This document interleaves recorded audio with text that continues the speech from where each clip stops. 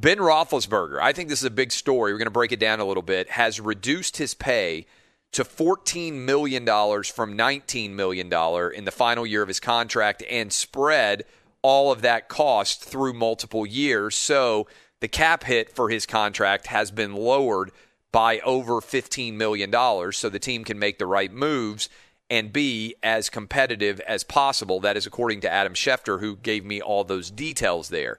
Also, there are a lot of teams with a lot of cap room, but there are also a ton of teams without much salary cap room. I'm going to hit on that a bit as we go forward. But the Ben Roethlisberger experience is going to be interesting as we start to look ahead and think about what the Pittsburgh Steelers are capable of. They are way over the salary cap right now. Obviously, Roethlisberger helping out a bunch in many ways is a substantial portion there. But as you start to look forward, the question that I think the Steelers have to ask themselves is this. Where do they rank right now in the AFC North? You know what I always like to do in the NFL? A lot of people want to get into the question of, hey, can this team win the Super Bowl? Can they not win the Super Bowl? There are 8 divisions. And I much more often like to consider every team within the context of the division itself. So let's think about the AFC North here for a moment. Now that Ben Roethlisberger is effectively returning. You got Baker Mayfield with the Browns seeing UFOs. Lamar Jackson, who has had, I think it's fair to say, not good postseason performances in general. He did win his first ever playoff game, but then looked very bad against the Buffalo Bills, including that 100-yard interception that he threw that basically ended that game.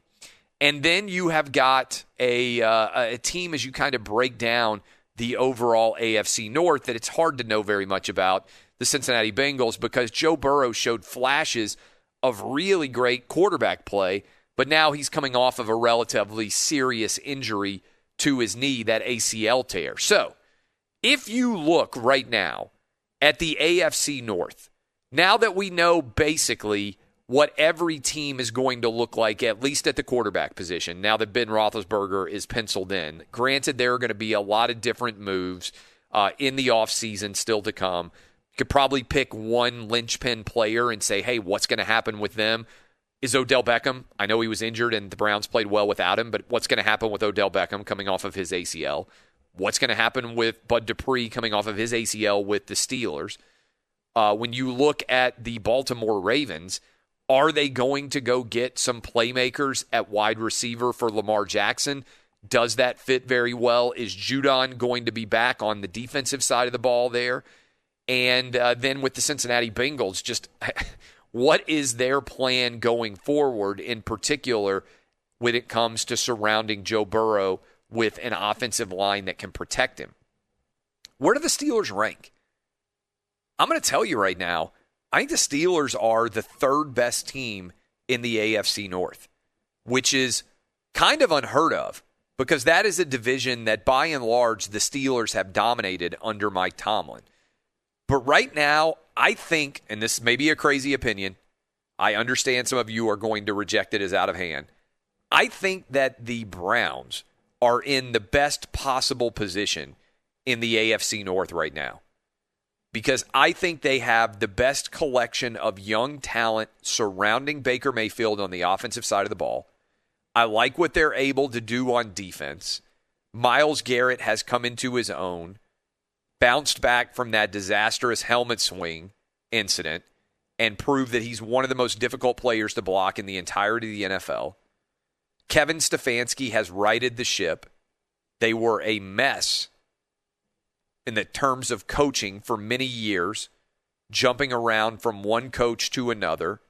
There was never any consistency. And, Hugh Jackson, Freddie Kitchens, that whole mess.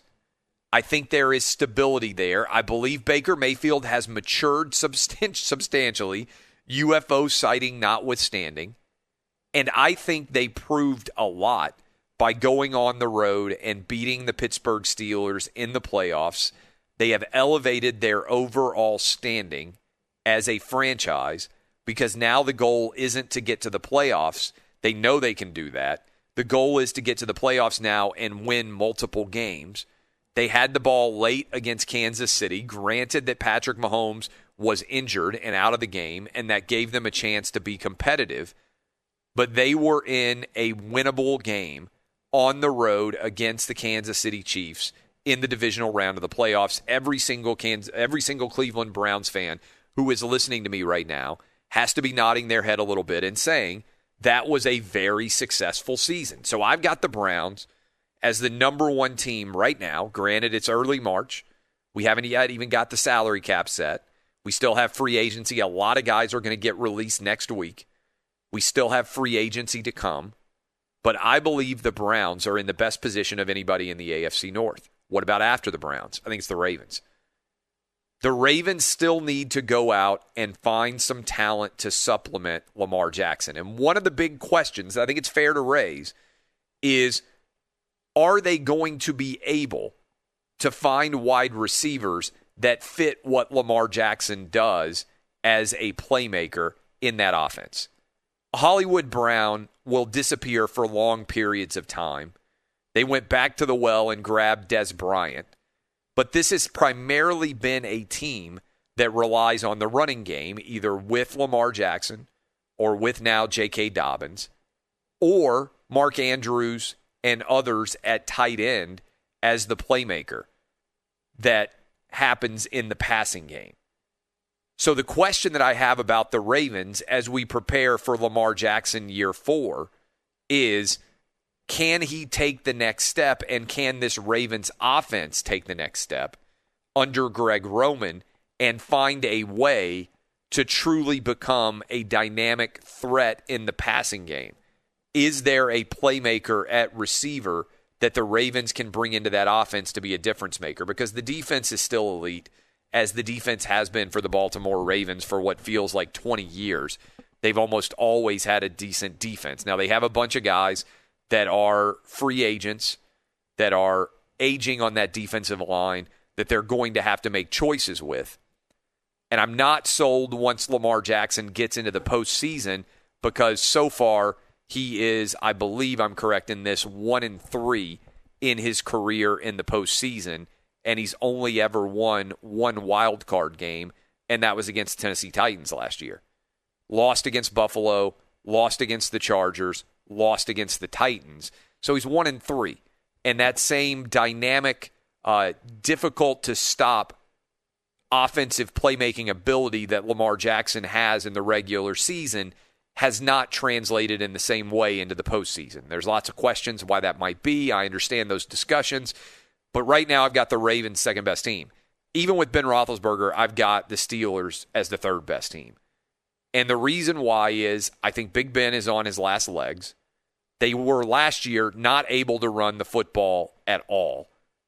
And the defense faltered down the stretch. What had been a strength of the team became very, very average in terms of their overall performances. After they started 11-0, this team limped in a big way down the stretch.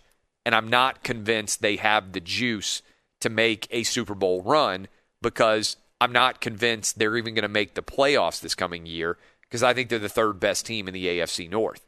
And then in the fourth spot, I think you have the Cincinnati Bengals, but I think the Bengals have begun to get a lot better, and I do believe in Joe Burrow, and I believe right now, if you're listening to me in Cincinnati and you're a Bengals fan, God bless you, that there is a lot of reason to believe that the future of the Bengals may not be paved in losses like it has been for much of the last generation. There is reason for optimism, but it's still too soon, I believe, Joe Burrow coming off that knee injury, to expect him to be back in September at a truly elite level. Even though a lot of time quarterbacks make their biggest leap from year 1 to year 2, I think that's a challenge for Joe Burrow, because he wasn't able to finish the year and because he's had such a significant injury to his knee, and he's just got to get back to being 100%. So, a lot of people out there are debating, what does this mean now that Ben Roethlisberger is coming back officially? He's going to be the starting quarterback for the Pittsburgh Steelers going forward, all of those different angles. To me, the biggest storyline by far is that the Steelers are no longer, in my opinion, the favorite to win the AFC North, and I'm not even sure that they are a top 2 team in that division. I think they're the third best team in their own division. And if you're the third best team in your own division, typically it means that you are not a legitimate contender to be able to make the Super Bowl for sure. So I think with Ben Roethlisberger's chances of going out in style with the Steelers, like we just saw Tom Brady do, like we've seen Peyton Manning do, like we saw John Elway do, I don't think they're very high. To Big Ben's credit, he's already won 2 Super Bowls, and most guys never do that. I don't believe, however, it's likely that he's going to be able to be a dominant quarterback in this division going forward. In fact, you could make an argument that he could end up being the 4th best quarterback in his own division next season, depending on how healthy he is and how that Steeler offense is able to perform.